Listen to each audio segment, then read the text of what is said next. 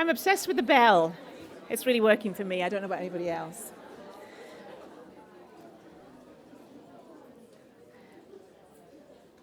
Right, we're going to get going for the afternoon. So I've swapped roles with Karen. It feels a bit strange. I'm not sure if I'm more powerful or not.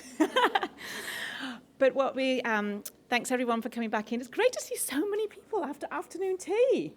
I think we almost deserve a round of applause because this is always the dreaded time, afternoon tea. So this afternoon, we continue on now, and we're going to be talking about sector sustainability. And for some people, it might sound a little bit, but we need to talk about it. It's another conversation we need to have. There's so much change going on in our sector that as organisations, we really need to look at ourselves and see how we're going to be travelling forward into this new world that we're going into. So I'm going to introduce Karen. Karen has become a really great friend of mine. I'm inspired by her. She's been an amazing MC. And before I go any further, I just want to say how proud I am of the FAMS team so far in organising today's conference. And a bit like Mary Jo, I will cry if I say any more, so I'll just move on. So Karen has a great passion for building capacity of our sector and to respond to the changing needs of our communities. Many of us have had to address the challenges and realities of managing a service in times of change and uncertainty, whilst also ensuring the service is sustainable into the future. And having been a CEO of a number of NGOs, that is a role that is really hard to do. The challenge of looking at what we're doing now and trying to look into the future when we might only have funding for another 12 months. But we want to be here for 5 years, so we're all hoping with the new government that long-term contracts will be on her agenda. This session will be a literal whistle-stop tour to the organisational sustainability. It will bring together some of the key things we've discussed today to consider what we need to build and maintain our capacity as a sector. So I'll welcome Karen up onto the stage. I think I like the all-powerful MC gig better, actually. It's quite hard. Steve mentioned earlier that it's actually a little bit overwhelming to speak to a group like this because it's such an interesting, complex and multifaceted group. I've worked in the community services sector for 30 years in one way, shape or form. I've had a few little flirtations with government, but they never last long. Because this is what I love. And today, like you every day, I've got a couple of jobs. So I've been the MC, but I'm also running this session. And like you every day, some of you are CEOs, caseworkers, supervisors, accountants, chief cook and bottle washer every day. So I don't feel like it's too weird to be in this group going between two jobs. But for the last couple of years, I've been delivering some programs with organisations around sustainability, and it's become a real passion of mine. I've worked in organisations where I was one of 3 staff, and I've worked in organisations where I was one of 1,000 staff. And I've seen, all of the challenges of every organisation in between. I'm currently working with organisations in my consulting who are having really tough conversations about what happens if we don't get funded next month, next year, next week in some cases, sadly. What do we do to ensure the future of our organisation? So I'm currently in that conversation. And so in working with Susan, I thought, this morning we started with some challenges for the sector around change needs to happen in order to make sure that we meet the needs of Aboriginal and Torres Strait Islander children and families. Change is coming to us as a sector. Change is coming to our organisations. There are opportunities for growth, but there's also a need for us to think seriously about how we shift some resources into the Aboriginal community-controlled sector. These are the tough realities, and there's no tougher group than this in terms of the people who understand that things will change, organisations need to grow and change all the time. So we thought we'd kind of have a bit of a conversation, and in collaboration with Susan, we thought we might limit how long I actually speak to you and have a bit of a chat. We haven't had a lot of time for questions today for lots of good reasons, but perhaps today we can have some conversations around what you'd like to be thinking about in sustainability, what you're worried about, what you'd like FAMs to be thinking about in this area. So if you've got a burning question, this might be a chance. So just to set the frame, what does a sustainable organisation look like? Often people think, and I know boards in particular think, as long as we can pay our bills as and when they fall due, we're good. That's not enough, and we know it. In our sector, we need to do that and so much more. For a non-government organisation, with the kind of constitutions we have, with our objects that usually are about social change, about making a difference, really an organisation that's sustainable in our sector looks like we're able to fulfil our vision and purpose over time, which suggests that we need to know what it is. We're in compliance with laws and regulations. So that means not just the ability to be in compliance with all of our accounting standards and all of those things that we always think about, but for us it might mean we're in compliance around our quality piece, for those of us who are quality accredited. It might mean, in some ways, child safe standards, once we clarify that. It means that our staff know how to use legislation effectively. I mean, you're all nodding madly when Steve was talking earlier about 16A, and I know that that's because you all know all about it. And then for us in the non-government sector, really our moral obligation and what our constitutions compel us to do is to not only do this, but we've got to be able to do it while making a demonstrable impact. So we talked about evaluation, and you all attended various workshops around evaluation. If we're not doing that, how do we know that we're making a difference? So to be a really sustainable NGO, we need to be really able to plot our place in the world. We need to be able to, make sure that we look after all of our requirements. But more importantly, we need to make a difference, because otherwise, what are we there for? Funded or not, why are we there if we're not making a difference? So I just wanted to ask you, I'm going to have a go at using mentee. Who here has used mentee already today? Or some of you know. I'm really interested, using that kind of, sorry if I go back, using this sort of definition at its intro stage, how many of you would rate your organisation? I'd like you to rate your organisation's sustainability over the next 2 to 3 years. So that gives you the kind of window of your new contracting, and thinking about all the contracts and all of the ways that your organisation exists. If you go to mentee.com and use the code 56925915, you'll find a little continuum at the bottom. Are we so at that end, we're not at all sustainable.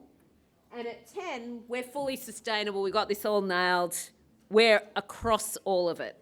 Where would you put your organisation right now? Oh, look, it worked. Phew. I was so nervous about that. So we've got, we're looking good.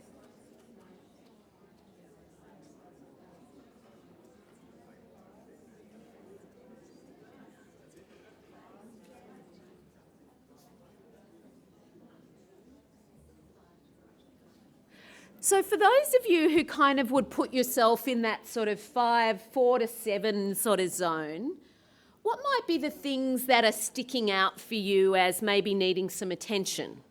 Doesn't mean you can't do it, maybe needing some, a bit of attention. Can anyone suggest anything? Just give me a shout. Money, contract certainty, staffing. So contracts concluding, unsure of the next procurement process. What other things did people think about might be missing? All of the above. Yeah, I think, we're in an unprecedented fight for talent in our workforce. So funding actually meeting wage increases. Yeah, so actually being able to pay our staff at the required level. So that comes back to that question of... Yep, so to be able to to meet your workforce, you actually have to meet them where they are. Yeah, really challenging right now. Competition, not knowing if you're going to be able to put up a sufficient, level of proposal. Are the service down the road going for the same contract? Smaller services that are in rural remote areas, it's not having the voice in Sydney to be able to get the funding to them, and then outreach is occurring instead. Yeah, right. So we've got that move that's happening around that sort of finding those outreach locations rather than necessarily funding place-based services in small communities. So I don't think the research is being done well enough by higher up. Can we grab a mic? Thanks. I've gone off script here. So my comment was about the fact that funding is being given to services that are outreaching instead of actually doing the research by either government bodies or higher ups into what services are already well established within our rural remote communities and what we already have there. Yeah. So that question of is your service understood? Can you be seen? And who can actually make sure that those, particularly services outside Sydney, are well understood and what they can provide in their community? Particularly services that don't have an over-governing body, where independent. Smaller, place-based services. Great. Michelle? So also for us as an Aboriginal community controlled organisation, it's the mutual obligation to maintain, sustain our community relationships and maintain, sustain our memberships and meet their needs, be their voice while maintaining contracts that are designed not to service our people our way. Right, so, and that really builds on the conversation we started this morning around if we're locked into models that are not appropriate, culturally appropriate for Aboriginal and Torres Strait Islander children, they might be culturally inappropriate for other groups, then we're really struggling with our sustainable, can we make that impact? So when I look at this, I see there's quite a few of you who feel pretty reasonably confident here, and others are a little bit further down there. We know that there are organisations who are struggling to be sustainable at all. As I said, I'm not naming any names, but I work with a number of my clients are people who are asking really hard questions of their board. And part of that sustainability is about, can we even have this conversation? Have we had this conversation? So as you've already started to talk about, the sort of ecosystem that we need to be locating ourselves in or around organisational sustainability is much bigger than just what we do in our community. So when we think about what do we need to have in place to make sure that we're sustainable, you've got some time, assuming your contract, we've got contracts till 2025, procurement process kicks off in 2024 probably. So you've got some time. And here's the things that really, rather than just looking at your budget, we want to look much broader because already we've raised, okay, so services that are small and place-based, that are already there doing the work, how do they raise their voice? So let's have a look at this. We've got the most critical piece to sustainability in organisations is knowing why you're there. Knowing what your vision is, what your purpose is, who are the people you serve. Do you know them best? How do you know them? How do you hear their voices? And knowing you're part of the world. I had a conversation with an old colleague from years ago, Mel, and we were talking about an organisation we used to work in, and I was saying I was still trying to understand why it was so extraordinary. And we talked about values. Really, it was an organisation that knew who it was. At that particular time, it knew who it was, it knew its values, and it was passionate about that work. And those of us that worked there stayed there for quite a long time because we believed too. And that critical vision, purpose, values piece means that you know who you are, you're not just fishing around trying to do all the things. And to be a sustainable organisation, that self-knowledge is key. The other piece is understanding strategy. So again, if we go back to that great organisation, a great comment around, what's going on in communities where we're bypassing completely the place-based services and outreaching from bigger regional towns, what is the strategy that you as an organisation might have in place to address that? So now's the time. So when I think about strategy, I'm thinking about what is the kind of long-term goal here? Where do we need to get to? And what are the steps we're taking 2 years out from a contract to get us in the best position to be there? And it might be, for example, are we in conversation, is an organisation in conversation with a local Aboriginal community controlled organisation to work out how we can mutually support one another? Are we in conversation with our local DCJ officers around what their pain points are? Are we in conversation with the people we serve about what's working for them? So our strategy is all about that. Have we designed our organisations well? Do they work? Have we actually thought about that, or are we just employing what's on the contract? You know, obviously policy and procedures and programs. Our little governance piece here, very important. How's that going for you all? Obviously budget, it's in red for a reason. But actually, you know, if you're financially sustainable, but you don't know what your program is really about, or you haven't actually nailed your vision, you're not really fully sustainable. You might have the budget going forward, but are you making a difference? If you think about those three things, you know, can you make a difference being the most important one? Are you able to quantify and discuss your outcomes and impact? And we had some great conversations this morning about really thinking about how do we mobilise the data we already have? How do we use and leverage our expertise to make evaluation meaningful and effective? So what are we doing about that right now? I know you are all very, very, very diligently filling in your DEX thingamies. Now that would be a technical term. And I'm sure you've all got your, program logics.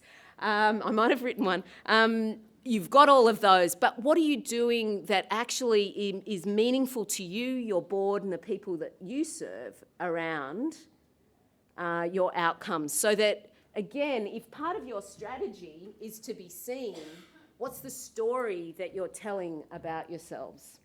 And what's the external environment you're working in? So for any organisation, this is the ecosystem that I would be putting you in and asking you to think about. So in the work I do, when I just want to make this pretty straightforward, I'd say in sustainability, there's 4 pillars. For organisations like us, this isn't a model that really works in other parts of, in commercial organisations, but, well, it might, but it works well for us in the not-for-profit world. First of all, strategically, are we positioned, right? Are we strategically sustainable? Great example of this. You can have a fantastic, huge organisation with plenty of money in the bank, reserves, all of that, but they're delivering the type of service that nobody wants to see anymore. Maybe they're delivering an institutional model that has long been outdated. Strategically, they're not very sustainable, and we've seen this happen. Organisations lose their ground because they don't keep up with the world that they're living in. So that's all strategic sustainability means. How are you positioned in this environment? Is the service you're delivering one that actually meets the kind of overarching policy objectives? And do you know that works for you? Is your vision aligned? Secondly, of course, we do have that old friend, financial sustainability, and it's not just about solvency, although I do encourage that.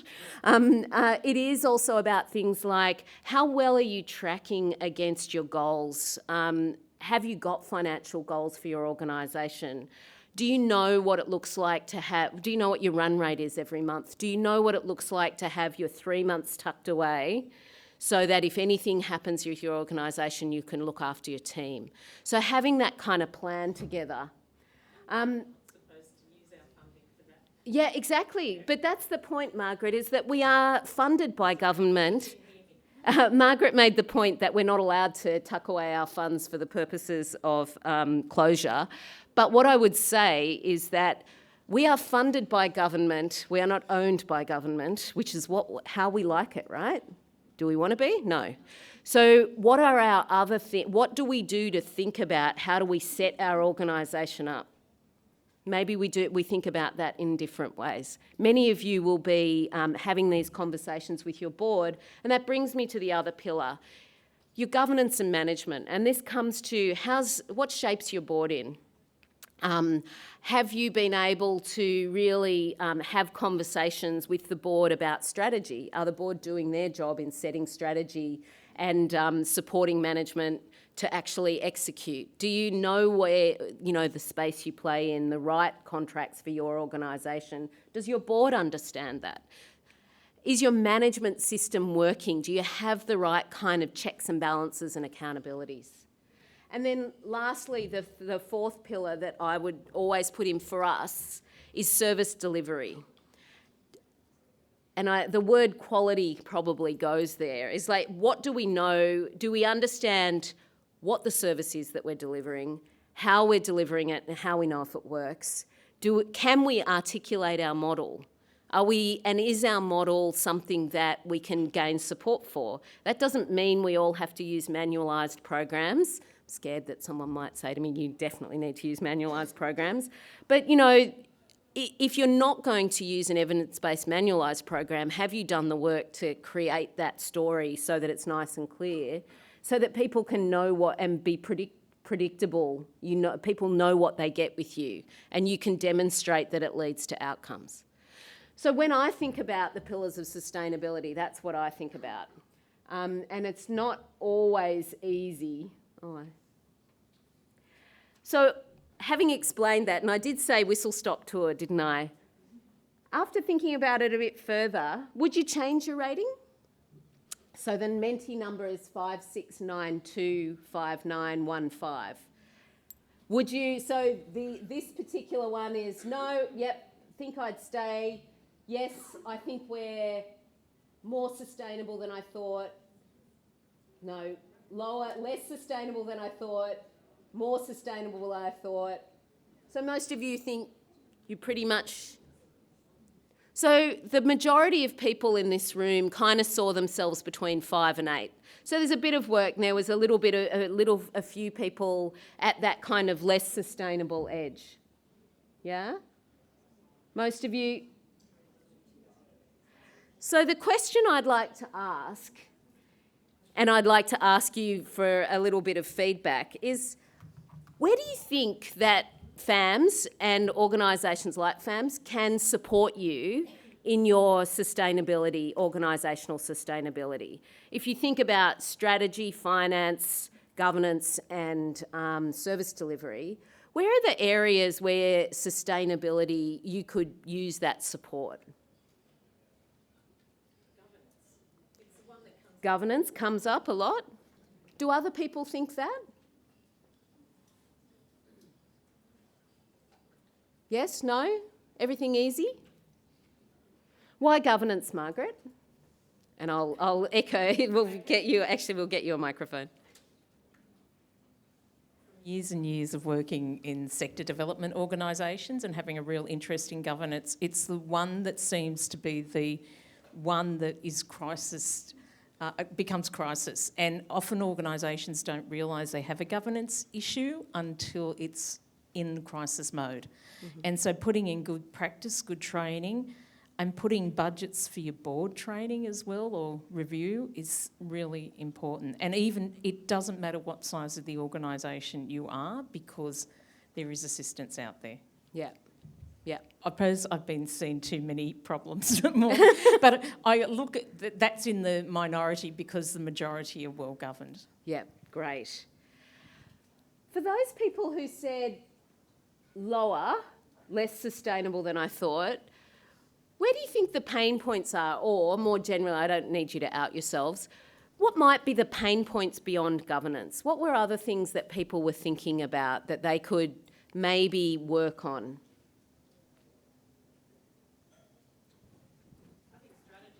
Strategy?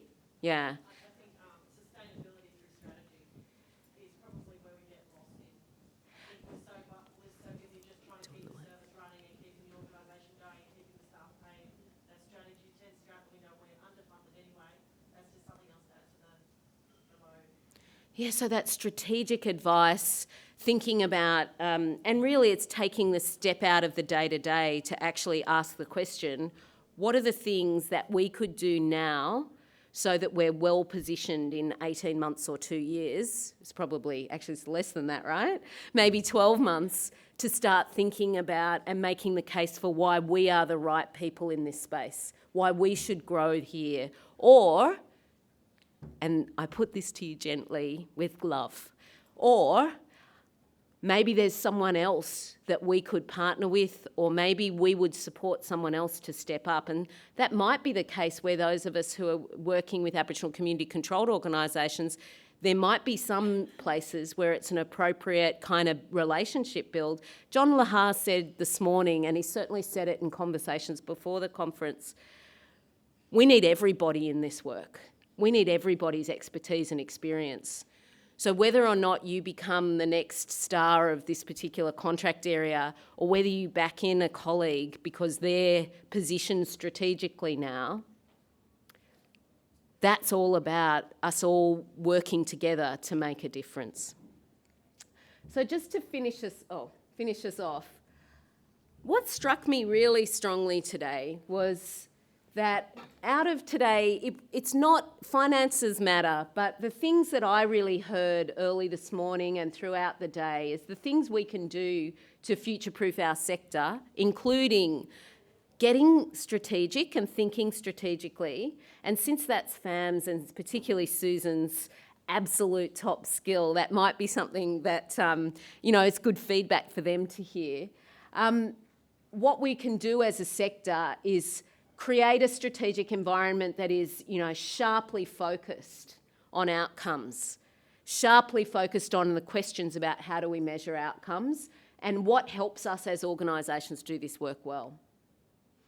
I think it also today, if nothing else, has made me think really strongly about we need to make sure that we're advocating for procurement and contracting processes, both the stuff that's coming out towards us, but also our response to those, are well governed and we end up with contracts that support sustainability and good practice. And I'll give you a little aside there. There's a lot of work that's been happening in the domestic violence space, thinking, of course, that the domestic violence space is actually your space, right? But in the development of the core and cluster model, where I did some work with Homelessness New South Wales to actually develop resources around how do you actually decide to accept a contract? What are the things you should be asking yourself?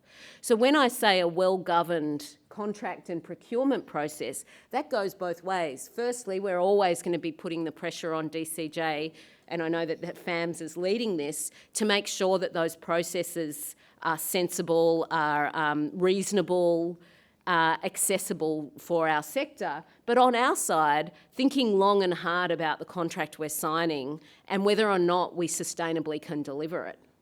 Yeah, so we've got a job there too. And if you want to see some of the great work that Core and Cluster are doing, you can see that on the Homelessness New South Wales website. We also need to be backing up our individual organisations. And I know that there might be some work that needs to be done to advocate for some support to get you that additional needs, and for you as organisations to be investing in your own future sustainability. And I guess the point I think that what we've heard today tells us that if our organisations aren't reflecting diversity and intersectionality in the way we exist, in the way we deliver, in the people who work with and for us, and in the way we do the work and measure our outcomes, then we're not sustainable. We might be doing the job, but we're not going to be getting the outcomes. And right back at the beginning, my main point was those outcomes are really why we exist. If we're not actually making a difference, I keep saying to people, why are we here? And if we're not doing that in a way that really embraces and creates, that intersectionality as our future, then we're not really on the right page. And lastly, I think, when a sustainable sector looks like one that's constantly building its evidence base, is articulating where the change is, and we're learning through evaluation and collaboration, and through that reflection piece. So I think, my invitation to you is to take some time to talk about sustainability in your organisation. I'll make these slides available if anyone's interested. Take the time to have the conversation. Think 12, 18 months ahead and where you'd like your organisation to be, and what are the steps you can start literally tomorrow, maybe next week, okay, next month, to get you on that journey. Because you matter so much to the children and families and communities you serve, and you deserve the opportunity to think that long-term, thinking of yourself as a sector that thrives. Thank you.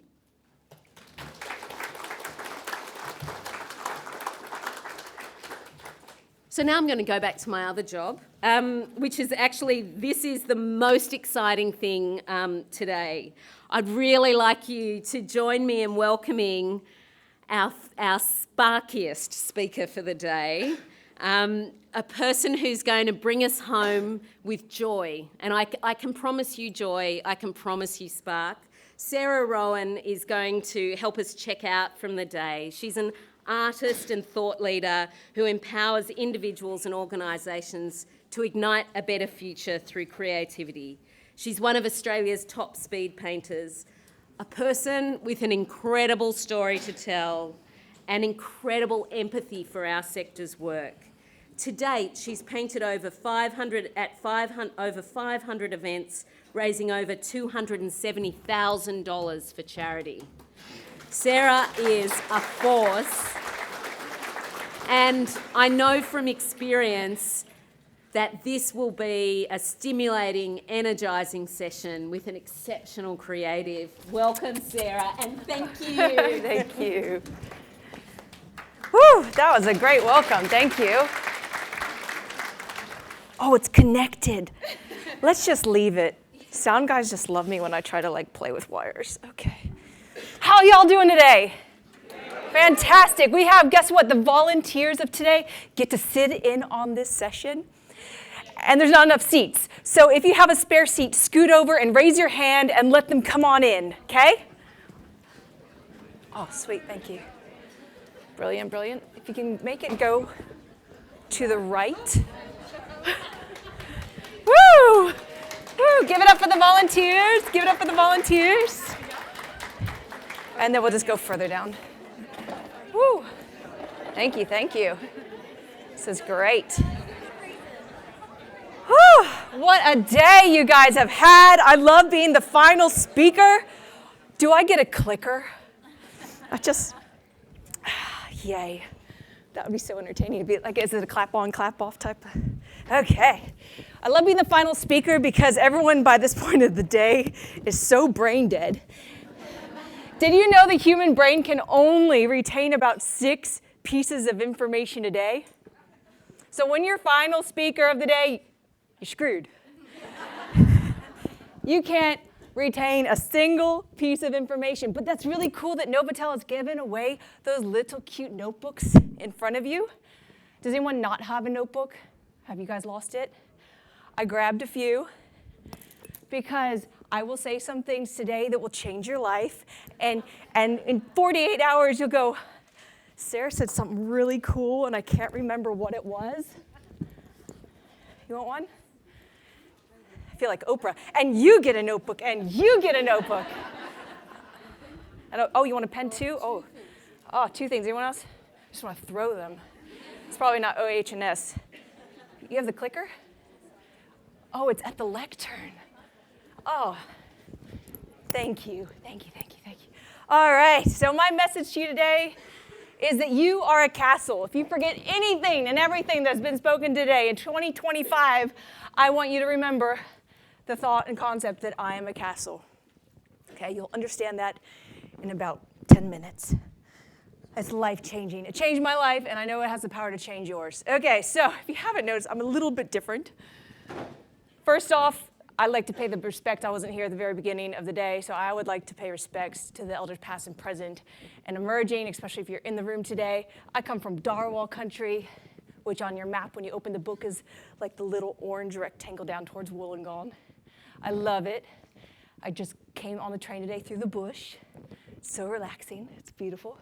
So disclaimer number 1, I'm an artist. You will enjoy today a lot more if you embrace me as an artist and not as a doctor, a lawyer, a politician, or anything of the sort. I present differently, which is quite entertaining, but when people expect something that I am not, they will leave a bit disappointed. But when they expect an artist who's a bit weird and presents differently, they will leave a lot more entertained and happy. Another thing, as my girlfriend says, that I am very undiagnosed ADHD, which I discovered that I can go on some rabbit holes. So I also find that people enjoy my sessions a lot more if they just kind of strap in to the roller coaster that is Sarah Rowan. And if I go down some rabbit holes, you just go with me, okay? You're in for a ride? Yes, okay, I love it. Disclaimer number 2 is I am a sole trader, sole operator, which means that my colleagues are my pets. Yeah, this is Zola. She always wants me to hold her the whole time I'm at home painting. It's great, not so much. And then also my children. They're not all in that photo. There's 7 of them. Do you know how much these bracelets cost when you have to buy 7 names? I put them in birth order so I wouldn't forget. And by next year, 7 of them will be teenagers. Heaven help us all. Yeah, 2 of them are my fault. And then my girlfriend's a mystery to science and is like completely immune to birth control. We met 2 years ago, and our life has been a beautiful whirlwind of the Brady Bunch ever since. Disclaimer number 3 is I'm from the South. You haven't noticed, my accent's a bit different. And the only reason I share this piece of information is I came from a holler-back church.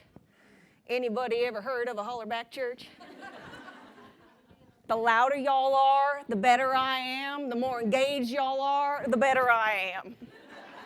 Excellent. You guys are a great crowd. I love it already. Haven't even had alcohol today, and you guys are awesome. I am impressed. Let's give a round of applause to the... Okay, just raise your hand if you're a volunteer or you're Susan, the CEO, or anybody involved with making this conference happen. Raise your hand. Everyone else, give them a round of applause. Thank you. Raise your hand if you've had a great day. Susan was like, just make sure, yeah, see, they loved it. Fabulous. Now, also, be honest with me. Raise your hand if you feel a bit like an empty jar some days, like you are tired, you're drained, empty cup, right? Just tired. Thank you for your honesty. Thank you for that hand. I once had a lady say, I am not an empty glass, I am a shattered one. I am so broken. I'm exhausted. And I feel like in the 40 minutes that I have, and I forgot to set my timer, heaven help us all, okay, is that my whole purpose of why I love being on this planet is to refill people's cups. Honestly, I just love nothing more than to leave someone's presence and for them to go, when I saw and met you, I was exhausted and tired, but now I feel like my cup runneth over.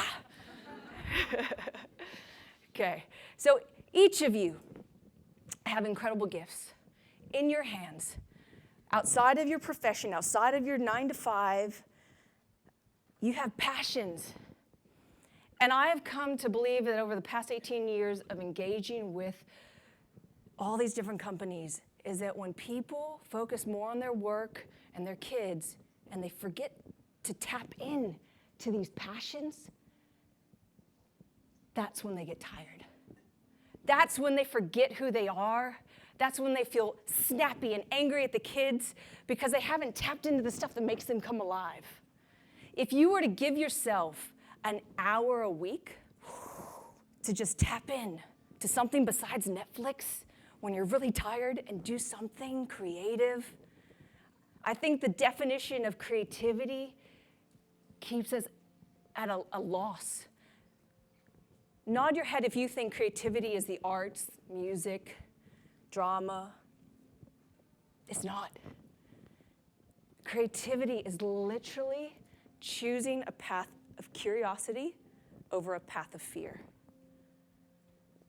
So when you go to a restaurant, you go, ooh, I haven't tried that before. You're being curious. That's creativity. It's so simple, we all can do it. We can all take a different route to work. You see different trees, you do something different. I once had an audience member take a selfie at Centennial Park, and they're like, I jogged around it a different way today. It was amazing, Sarah. It's so simple and yet so profound. If you try to put on your pants a different way than you've been doing for the past 50 years, do not sue me. I swear you will almost fall over. Because you always go like left, right, or right, left. But when you try to go the opposite way, you go, oh my God, I'm so uncoordinated right now.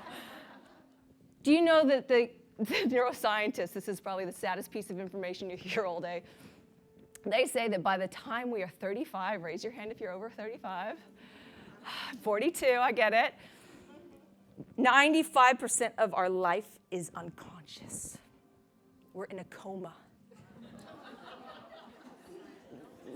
Yeah, everything's routine. From the moment we wake up, Monday through Friday, everything's the same. And if your Monday looks like your Tuesday, coffee, brush your teeth, go the same route to work, check the same emails, respond the same way, kind regards,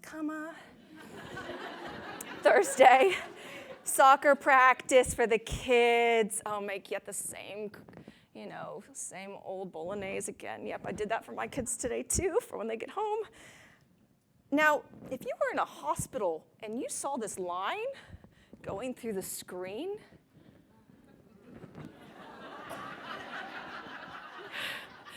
is that a good sign or a bad one? But that's what our lives look like. We're already dead. We're just walking on top of the coffin. We're dragging the coffin. We're just dragging it along. Yep, nothing to see here. Same old boring, boring, boring. But no, you want to come alive. You want to just feel. We often try to shove our feelings under a rug, shove our emotions under a rug.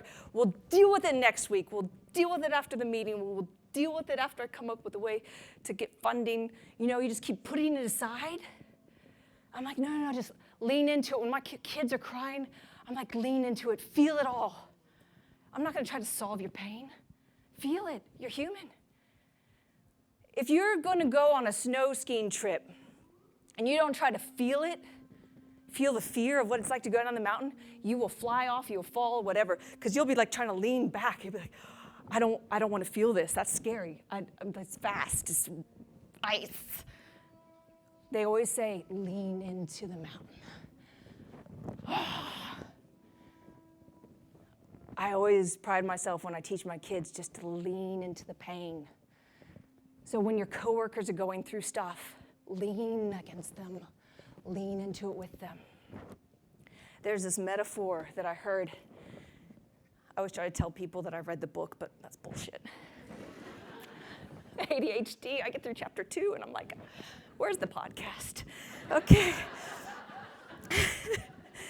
God, I love life. And so I heard this metaphor, didn't read about it. And in it says that when you're born,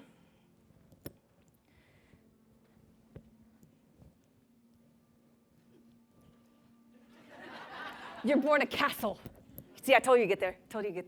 So you're born a castle, right? And in this castle, there's like 1,000 rooms. You are that castle, yeah? And there's doors of opportunity, and you're curious, you're limitless, you're curious, and you're going through all these castle doors, and you're like, ooh! And behind every single door is a gift waiting just for you. And it's beautiful, it's amazing. You're like, oh my God. Behind that door was like, oh, I really enjoy cooking with Mom. Ooh, behind this one I can enjoy singing. Ooh, this one is love. This one is anger. And you go through all the different emotions and things that this life has to offer. And you're like, oh, this is so cool. But then your parents look at you and you go, oh, we don't really use that room over there. And then your uncle's like, oh my God, this culture, you don't really ever go through that door. Then your friends, oh my God, you don't open that one, it's not worth it. That one leads to trouble. Then your teachers, they come along like a bazillion of them going, oh, we don't want to use that one over there. And the sad thing about that is that by the time you reach adulthood, you believe you're nothing more than a 2-bedroom apartment that needs work. Anybody feel me? I'm the only one that felt that way. Great. You all understood your castles when you reached adulthood. Great. Y'all are liars. Okay. And we forget there were castles. We've just shut door after door after door after door after door. I sure did. I was raised in the buckle of the Bible Belt. When I realized that I was not attracted to men in the buckle of the Bible Belt, oh, Lord, I blew out my birthday candles at age of 19 and begged God to kill me because that's a death sentence where I was from. And for the next 20 years, I endured conversion therapy. Yeah, that was brutal. So that was its own form of abuse. And 2018, by the time I was 40, had 2 kids. I looked at my husband of 12 years and I said, you know what? You deserve to be loved the way you want to be loved, as do I. And I took my $24 in my bank account and 2 bags and I walked. And it was the best, most hardest, incredible decision of my life. I remember one day I went to work and I'd finally gotten a job as an artist twice a week working with refugee children. And I got to the car park and it said it was $3. And I was like, check, there's $2 in my account. But then I checked my savings and there were $3. I just transferred $1 over and I was like, it's a good day. Perspective. And then 2 months later, I did an event and the painting auctioned for $50,000 for charity. And I was just like, okay, I didn't get $1 of that, but I got dinner. It was really nice. 3-course meal, baby. That's really good for an artist. Oh, my girlfriend said, Sarah, don't forget to paint.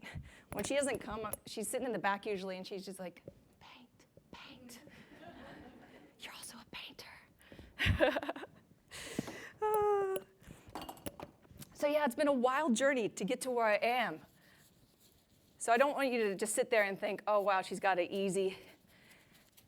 3 of my stepchildren have autism. There is never a dull moment in the house. One of them was brought home sick today from school, while the other one decided to run away from school, and the other one was told they weren't allowed in school anymore, and now the occupational therapist and the psychologist work on getting them removed from the school system due to the extreme bullying. Never a dull moment. So thank God for all y'all and everything that you do to make my life livable, because you have helped put policies into place, like with the NDIS, and there's carers that come to the house, and my girlfriend and I get to go out for coffee. It's like the best thing ever. So thank all y'all for that. Now, we need to give you some tools to open up these doors that are closed. It would be really amiss of me to say, hey, you've got all these amazing doors, and then not give you some keys to unlock them, yeah? Okay. It's always fun to try to teach and share while painting. And by the way, I've never painted this particular thing before, so I don't know if it's going to work. Never a dull moment. Okay, so let's get some tools. First amazing tool is our brains. Anytime I feel like I can't do something, I just remind myself that there are 300 million brain cells in my body, in my brain. That's just mind-blowing. If you think about it, 300 million. And to think that we live in a day and age where we are shown and taught that they are malleable, that we're teachable, that they can heal.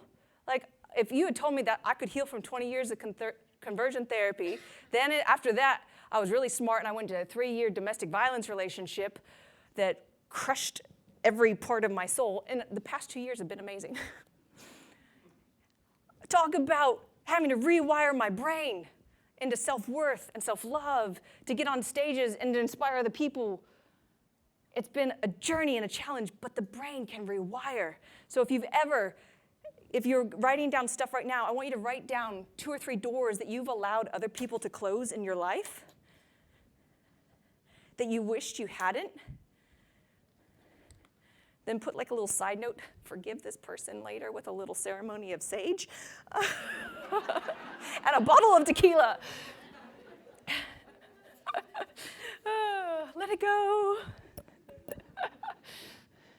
So yeah, there's these neurons in our brain firing. I love it when I try to talk science, like I know anything about the human body or anything besides a tube of paint. It's great. But it sounds like I know what I'm talking about, right? Exactly. So the thing that I love to rewire my brain the most with is inner talk, or self-talk, right? And that's really important. Do we have 3 volunteers? All the air went out of the room. They're like, gosh, if 3 people don't come up, I'm just going to have to start calling people out of the room. So just come up on stage. Come on.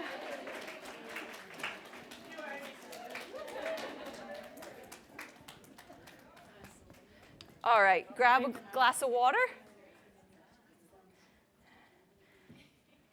Yeah. Oh, look at the women represent. Go Matildas. Whoop, whoop. Okay. All right. So water is powerful. And if you haven't heard that water has memory, you obviously haven't watched Frozen. It's true. It's true.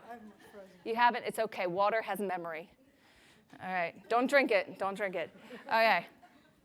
So there's this doctor, Dr. Mamoto, that studied water molecules for like 20 years. And what he found is that it can change the molecular structure depending on human emotions. Nodding the head, yep. If there's anyone of Indian descent in the room, you're like, yep, I know that one. Why? Because 2,000 years ago, the Indian mamas, they knew this, and they would pour the water, and they'd speak a blessing over it before they went to bed, because the molecular structure of the water would purify and change the water overnight. So you're going to do this. Raise your hand if you have kids. Anybody have kids? Fabulous. Do this with your kids. It'll blow their minds. So do it with your pets. I don't care. Husband, whatever. Colleagues. Can you just speak some words of encouragement over your cup of water? Encouragement. Yeah. Rise above. Or like, you're beautiful, you're amazing. That sort of thing, okay? So you can do that for a whole week with a glass of water. Now, in another part of the house where there isn't anything going on, you might have to do this in a quiet space. Like, don't do this science experiment in a room where there's like bickering. Now, in this cup of water, you're going to completely ignore it like your kids when you're on your phone. Sorry, I didn't give you a chance of glory right there. Okay, you get the funnest job. You get to speak words of anger and over that one. You get it all out of your system. Without swearing? You can swear all you like. I sure do. Yeah.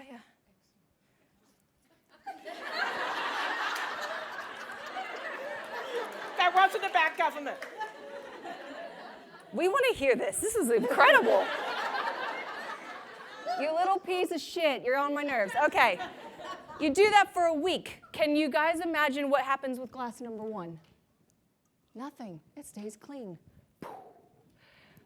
The water that's ignored, it starts to go moldy and black. But the water that's been spoken to with anger and disgust will go really black, like illy black. You don't want to drink out of that one, but if you're thirsty, you guys can take those to your seat. Thank you. Give them a round of applause.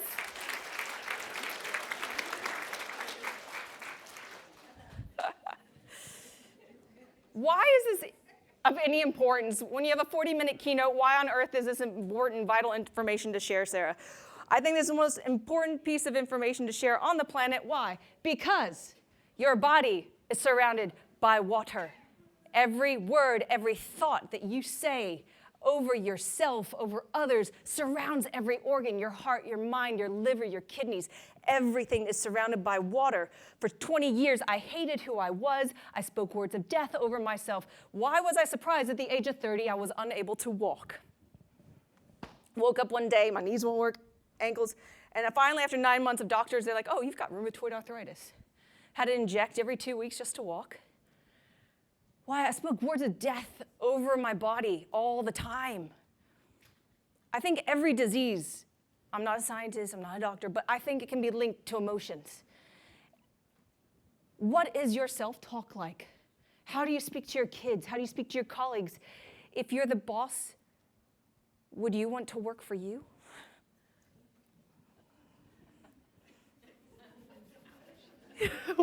Just a thought. I presented this once in Canberra to like 500 people, and this guy comes meekly up to me at the back. He's like, "You really made me think there." I'll be honest. So if you work under an asshole, you're welcome. I hope this helps. I'm sure there's no one in this room that makes your Monday difficult. Okay, so here's how it was proven. I'll try to wind this down quickly, like a plane coming in for landing. Momoto, he spoke words of death over the water, froze it. And then he would discover the different structure that it would have after it was looked at in a microscope. Mind-boggling. There's actually books on it if you want to read the book, or you can just like Google it, and there's YouTube videos. It's fascinating. Could go on for hours about water. But I love using that example because you drink water every day, or at least I hope you do. It's really important for living. And when you drink the water, I want you to think of what is your self-talk like? And if it isn't powerful, isn't uplifting, when you've had a bad day, when you've done the wrong thing, when you've lost it with your kids, when you've messed up a presentation, when the boss isn't happy with you, don't beat yourself up. Go, thank you for the opportunity to learn. I came to this planet to learn. Thank you for a great opportunity to learn. I made the mistake of asking the universe to teach me something when I was painting live, because I thought, oh, this would be great. I haven't learned anything recently while performing. I'll never ask that question again. It was back in the days when I was in the church, and I painted this angel, and then someone kneeling before it to get a message. And my brain didn't think what everybody else thought. Obviously, being a lesbian, my brain didn't go there, but everybody else, I will never ask, teach me something ever again. Because one of the leaders came up and said, "Sarah, it looks like a blowjob." And I was like, oh, no, gross. So I painted over it, and this little old lady comes up to me and pats me on the shoulder and goes, "I knew what you meant." I was like, oh, God, oh, God, oh, God. If an old lady can see it, then I'm really screwed. Oh, Lord. Okay, clicker, paintbrush. Da-da-da-da. Yeah, so you can't pour from an empty cup, too. We have to refill our love tank. I know that, I personally cannot be a great partner, speaker, anything if I don't make sure I refill my cup. Know what your triggers are. Know what you need. And then don't feel guilty when you need to actually do those things to be full. I don't feel guilty when I go get massages anymore. It's great. I'm like, that is an investment. I get great ideas when my frontal lobe just clocks off as they're rubbing out the knots in my calf. And I come up with great ideas. I just wish it wasn't so costly for me to come up with really great ideas. Sometimes we feel like we're drowning, and then you look around and you get really pissed off that other people in the same ocean of yours and the same crazy ocean of life are going through the same thing, and yet they're floating. It's because these people have learned to go, you know what? Life is not A to Z. Life is A to Z. It's cyclical. It has rhythms. It has ebbs and flows. And so when you feel like you're drowning, just realize, oh my God, my perspective is off. I keep focusing on the destination and not the journey. I keep focusing on the end result and not just enjoying the process. I forget to be in the moment. I believe heaven is being in the present moment and just living in it, breathing in it, feeling the pain, feeling the joy, laughing, crying, all of it, and just floating, going, the storm's gonna stop. At some point, the storm's gonna stop. And trust me, over the past 25, 30, 42 years, I'll get there, 42 years, I have learned that there is definitely ebbs and lows. If you find yourself, this is a really good one to write down, if you find yourself in the same weird position, in the same mountain, in the same frustrating cycle, if you find yourself dating the same wrong people, or You're not getting the right result that you want with your kids, the work you're doing, whatever. And you're asking yourself, why does this keep happening to me? It's not the right question. Ask a more healthy question. Ask, what is this teaching me? For so many years, I was like, why am I so depressed? Why am I so suicidal? Why does this keep happening to me? Instead of, what is this teaching me? Oh my God, no one can pray this demon of homosexuality away from you. You're gay and it's okay. Like, it just took 20 freaking long years for me to go from my head to my heart with that one. And it almost cost me my life on so many occasions. And I'm really, really grateful that my children have a mother. Because I would stand on stage and I'd be all like happy, but behind the door, I was miserable. And if we're one person at work and another person at home, then in one of those two places, we are a liar. We will be so much happier and whole if we can be one whole person at both locations. When you've got 7 kids, you gotta prove it, right? So there's the photo. That was like a year ago, and Shadow on the top left is now like off the screen in height, and they are like hilarious and inappropriate at all times. Go 16. Now, I love what you guys do because your focus is helping children like be safe, strong, and supportive. And one of the things I hope you guys keep in mind with that concept is showing them that they are castles, that there's so much beauty inside of them. I purposely brought this canvas with color beneath because I feel like their lives, it's like all the black has been thrown on it. And it's like they're screaming out from the inside saying, see me, see the good in me, even though it's been buried by like so much violence. See the good in me even when nobody else does. And they're hoping that you see it. And I believe that you guys do, and that's awesome.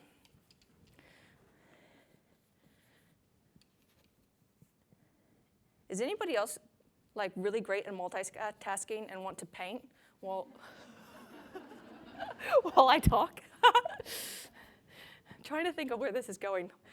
Okay. And then the other funny part is I opened up my case today and I realized like the one brush that would make this work really well is not with me. So I'm like, I really like to give myself a challenge, don't I? Okay. You know what the best thing is? It's just paint. If I mess it up, I can just fix it when you guys are having drinks. And then when you guys are drinking, I'll be like, wow, that's amazing. Sarah's mind-boggling.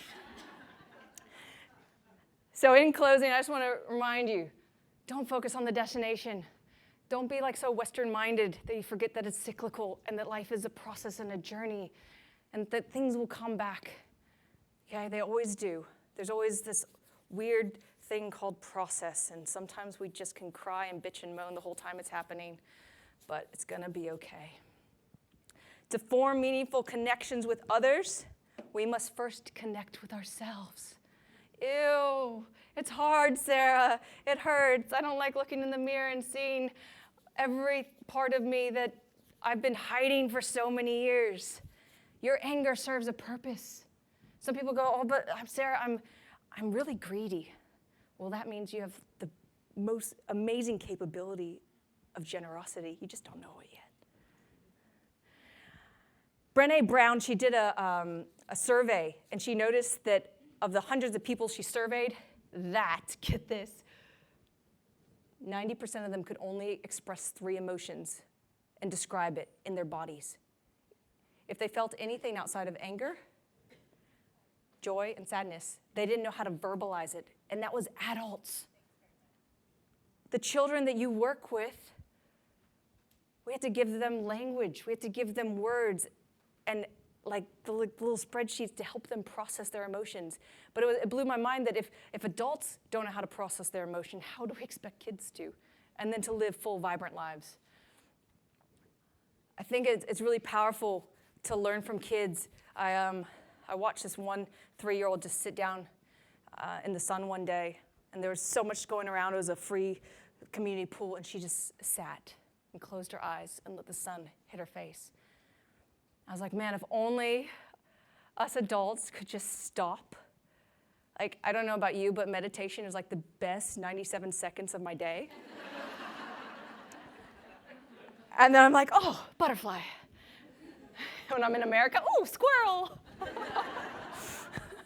I recently took my girlfriend back to the US, and she literally almost caused me to have an accident. She's like, stop the car! And I'm like, trying to drive on the right-hand side of the road after 24 hours of flying. It wasn't a great experience. And she's like, flies out of the car, leaves the door open, runs onto a neighbor's yard because there's about 8 squirrels on it. I'm like, Liz, get back in the car. I don't know if they have guns. And then we went to my sister's, and she had 5 rifles. She's like, anyone want to go out into the woods and shoot? I'm like, oh my God, welcome to the United States of America. America. It's okay, she's a farmer, and she needs them to protect her chickens from the coyotes. Now, as I said earlier, the whole curiosity is the key to creativity. And that was not me, that was Elizabeth Gilbert. I know, we are so much alike. Where is this going? I had an idea in my head. It's coming, it's coming. It's really fun when you're like right up on it. The other day I had to like paint Nelson Mandela in 7 minutes. And when you're right up on Nelson, you can't really see him. When you're in the back, you could. And it had to be auctioned for charity, and I was like, this doesn't look right. Does anyone want to like bid on an abstract? So they started the bidding, and I literally just threw every color I had on the canvas and just went like this. It was great. I'm almost thinking that would be better than what I'm trying to do right now. Does anyone want just to see that instead? Is that a yes? I'm curious. I don't know what it looked like. Okay, my idea, this is me just pivoting. I didn't have tacos. Okay. Nobody got that, okay. The opposite of depression is curiosity. It's so powerful when we are curious. It like lifts us out of every state that we're in. I think the video guy's having the time of his life. He's like, I haven't had this much action all day. Okay. So be curious. The kids have so much to teach us. The younger people in your organizations have so much to teach you. They'll ask the questions that get on your nerves. But there's so much depth to what they have to say. And if you find the young person in your organization that asks the questions that no one has ever asked, it probably will end up saving y'all a lot of money too. Like for instance, I heard a guy in the council, I'm almost done, don't worry. There's a guy in the council, and he said, well, why do we keep renting these chairs and tables and all this equipment for these events that we're doing? Why do we keep hiring it? Why don't we just buy it, store it somewhere, and then use it when we need it? Ended up saving that council like $40,000 that year. He just asked the question that just hadn't been asked. So when you find the young person that you've hired that gets on your nerves because they ask too many questions, maybe just listen. That one was free, by the way. That's really profound. Yeah. So you've got 2 paths in life every day. Every day, all day long. Curiosity. This is me being curious. I haven't done an abstract like this in a while. Ooh, yellow. And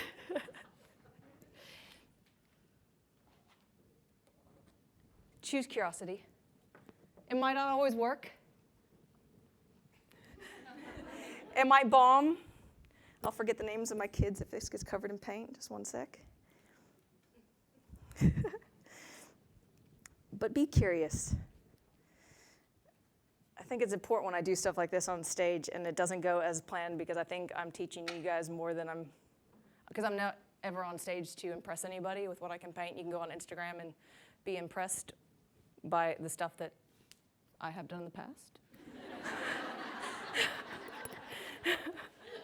Or by a bazillion other artists that are better than me.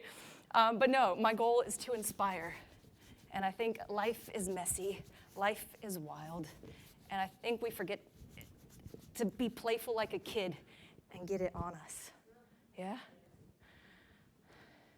So if you remember anything today, I'm sure you wrote it down in your little notebooks, that you are a castle, Go open those doors.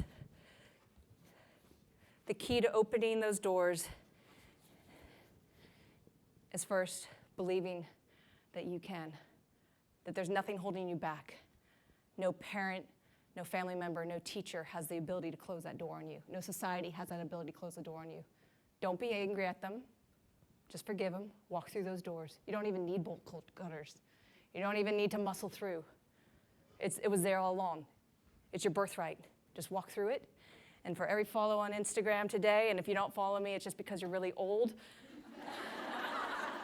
It's okay.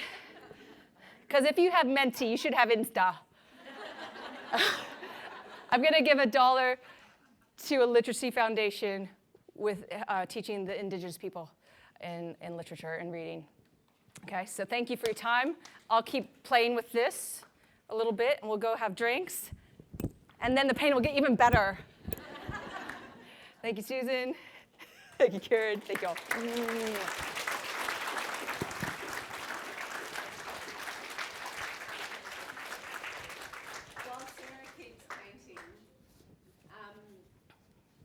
I think we'll just stay here. I don't know about Ashley, but I'm going to be comfortable here. While Sarah keeps painting, could we just say thank you? You needed to get out of your head this afternoon. Sarah took us out of our heads into our hearts.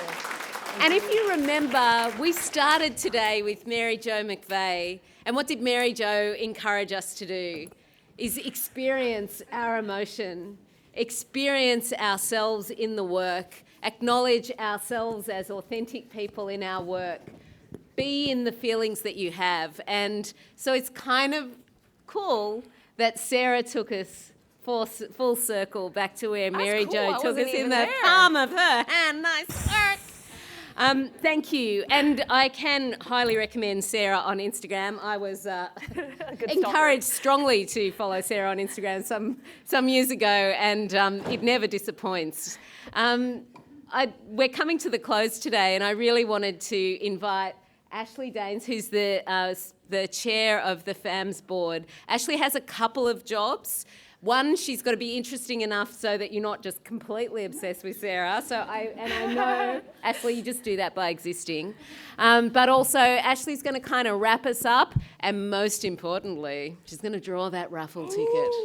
So stick around, people. The excitement is there. Don't forget, and I'll just remind you before Ashley comes, that we are having drinks afterwards. Yes. We're closing at 4:30 because you asked us for that. And we'll be closing and moving to having some drinks and a few snacks. So you can connect, ask questions, meet with each other. Thank you all. You've been a fabulous audience, and please welcome Ashley.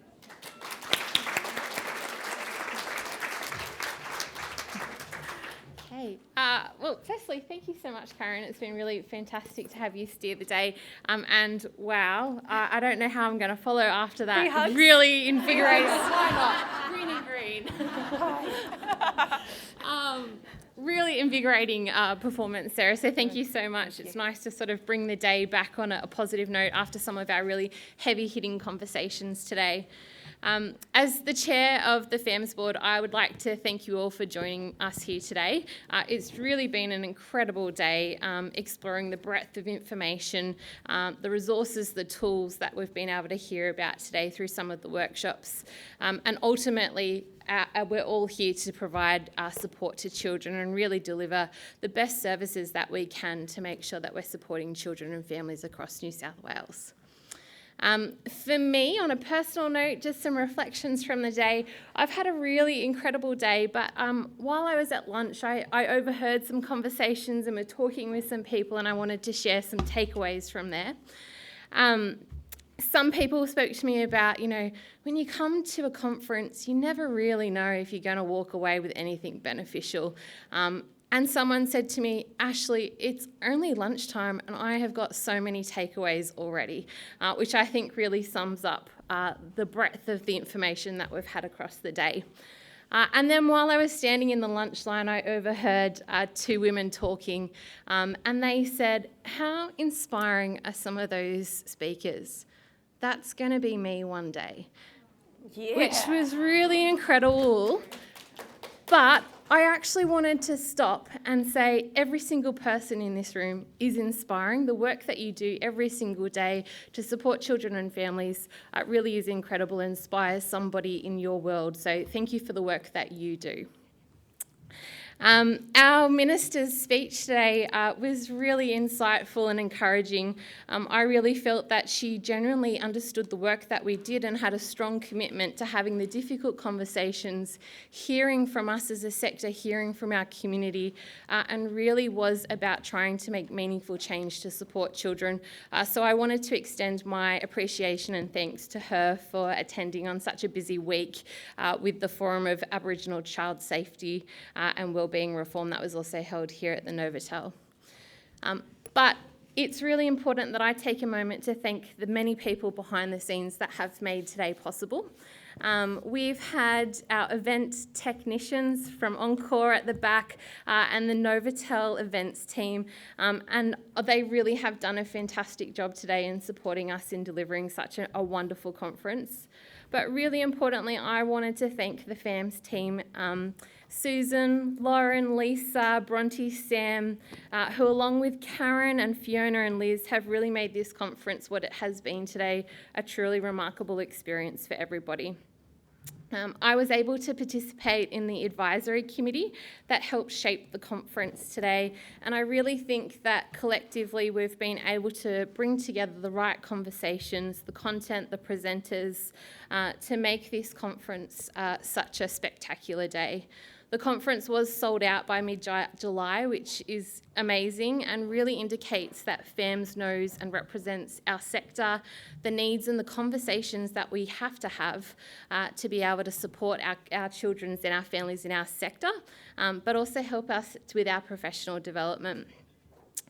We had a wait list of over 40 people who wanted to be here today, and we will make those recordings from today's sessions available to support everybody across the sector as well. A big thank you to our volunteers from Terra Data. They have done an absolutely amazing job today. You would have seen them around helping us to navigate through the different rooms, supporting us to make sure that the day has run really smoothly, helping us to find lunch, bathrooms, and just navigate through the day. We literally would be lost without them. So a big thank you for the support that you have provided. I really want to encourage you all to fill out the evaluation. If you're not aware, it is in the handbook for today. There's a QR code at the back. That evaluation is really going to give the FAM staff some feedback about how we can continue to support you moving forward and the benefits of the conference, how we can make sure that that is relevant for our sector as we progress forward. And by submitting, somebody will be selected at random to win a $50 voucher as a lucky prize for completing that evaluation. But now, for the final activity of the day, I'm going to present the Lucky Door Prize. So if you've all got your tickets handy, today's Lucky Door Prize is a voucher for 2 nights stay here at the Novotel over the next 12 months. So, thanks, Bronte. Who's it going to be? Okay, it's blue E55. Check your tickets. Thank you. Oh my God. Mine's red. Close. Woo! Congratulations.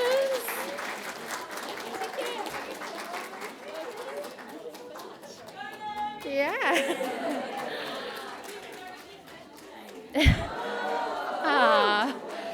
Congratulations. So lastly, as Sarah's just finishing up, I do want to invite you all to stick around and have some drinks with us on the first floor and some canapes to catch up with colleagues, to meet some new co-workers and individuals from different sectors, different regions. As Susan said, we've got people from all over the state, so it's a really wonderful opportunity to connect with somebody who you haven't yet met. And if you haven't already, please remember to validate your parking ticket down at the Novotel reception. But it's been an absolutely fabulous day. Thank you so much for being here, and I really look forward to seeing you all at the next FAMS conference. Woo!